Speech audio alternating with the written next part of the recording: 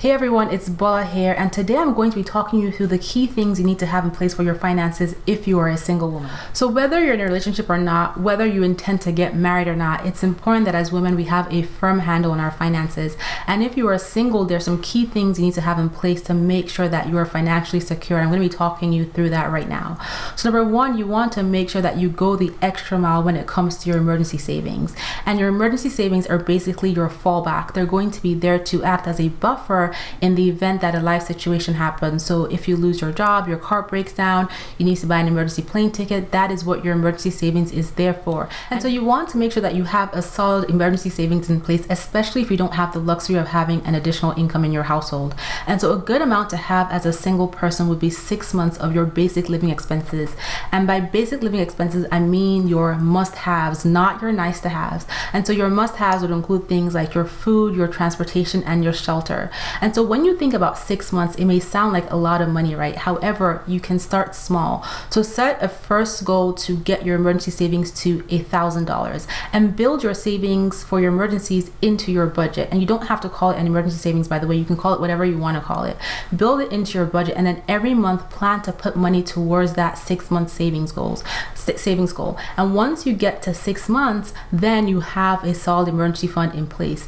If you do, however, have to leverage your emergency savings and use it for a life situation that comes up, then you should make plans to start replenishing your emergency savings by building it into your budget again. So it's really, really important that you have that emergency savings in place because it can save you from having to leverage debt. And the last thing you want to do is rack up more debt, especially when you're trying to get your finances in order.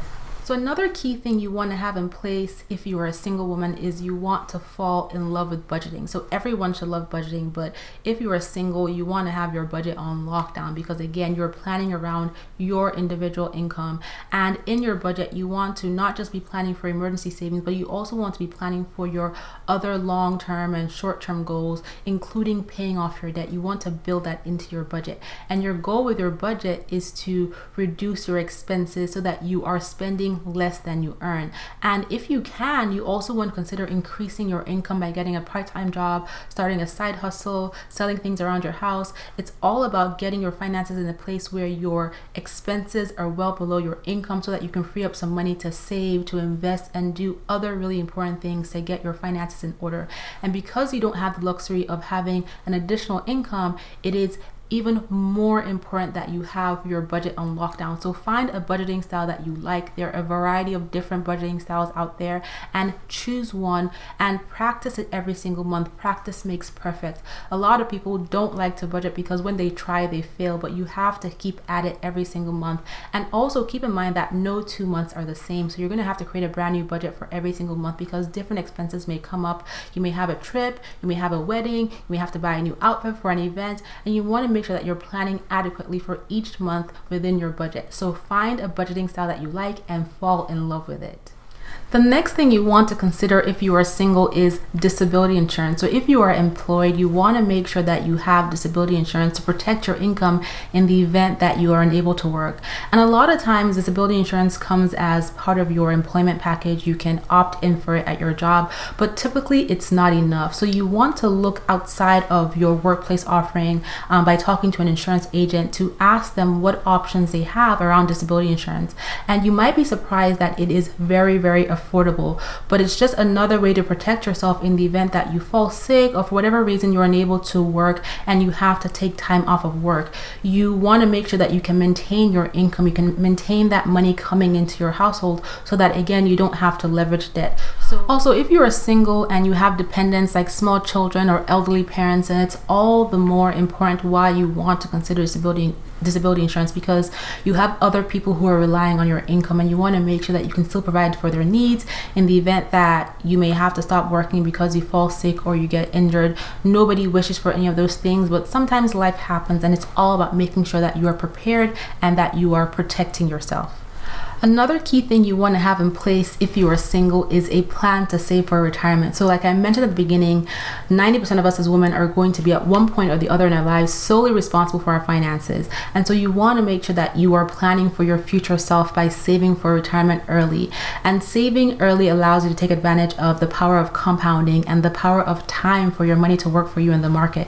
And so you want to start thinking about saving for your retirement, either through your employer-sponsored retirement account or by setting up your own retirement accounts independent of your employer. But it's all about making a plan for your future self, and also start thinking about, based on the way you live your life today, based on what your annual expenses are, think about how much that is going to be when you get to retirement. How much money do you need a year to support your retirement, and multiply that by 20 or 25, and that will give you a good idea of how much you need to be putting aside for your retirement savings. And it's also important to keep in mind that if you live in the United States, when you retire, you're going to have to pay taxes on that retirement savings. So you want to factor in your taxes based on what you think your tax bracket is going to be. That way you save enough. But start with what you have, start with what you can. If it means you're only able to contribute $100 a month to your retirement savings account, then do that. And as your income increases over time, you can increase your contributions to your retirement savings. But it's important that you start saving for retirement now. And a big question I get is, should I pay off debt or should I save for retirement? And I think that it is possible for you to do both. So if you are employed and your employer offers an employer-sponsored retirement savings plan and they have a match, then contribute just enough to get that match, because that is essentially free money. And then turn your focus onto aggressively attacking and paying down your debt, especially your high interest debt. And then once that debt is gone, then you can focus on maxing out your retirement savings.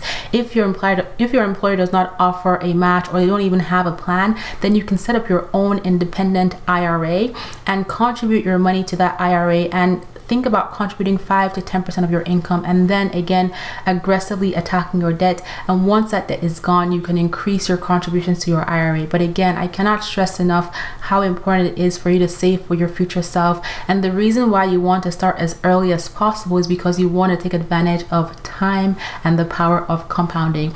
And if you are single, or you intend to stay single, you want to make sure that you have a plan for your future self. And even if you get married, even if you have a second income, there is nothing wrong with having money to add to your joint savings, to add to the joint wealth that you and your significant other accumulate. So it's important that you start saving for retirement as early as possible. So if you are single, these tips I just shared are tips that you can start working on putting into effect right now.